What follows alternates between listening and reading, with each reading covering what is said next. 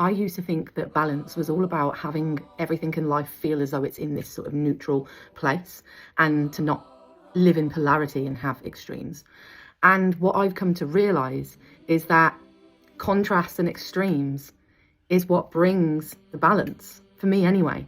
What I'm realising is that, you know, my life is full of contrast, always. There is always so much contrast, and it used to bother me because I would think there was something wrong with the way I was living. You know, one day I'm, you know, really deep in the mix and I'm listening to like beautiful mantra music, and then the next day I'm driving around listening to drill or drum and bass.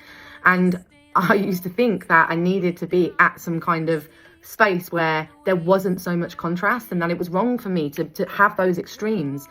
And what I've come to realise is that the extremes are what actually brings the balance.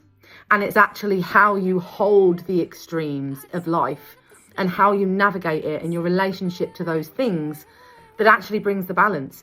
If you have a lot of polarity in your life and these contrasting extremes, and your nervous system is not built to handle the extremes of things, and this could also be emotionally as well. If you are either really, really good or really, really bad, and you're not able to find a place of balance within that, and you can't hold the extremity of that, then it's about turning within and looking at ways to support your nervous system and being able to hold the activation, the charge of those experiences, whether it's emotional, whether it's in real life.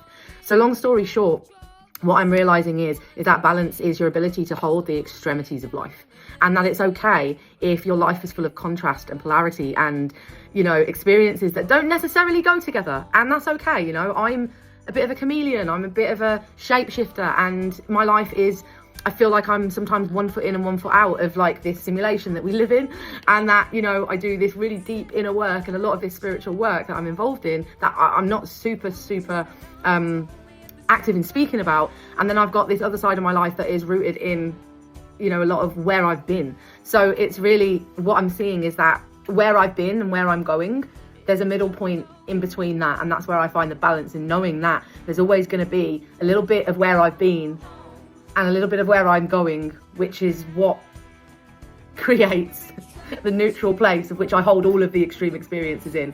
I don't know if any of that made sense, but feel free to drop your thoughts in the comments below. I would love to hear your thoughts on it.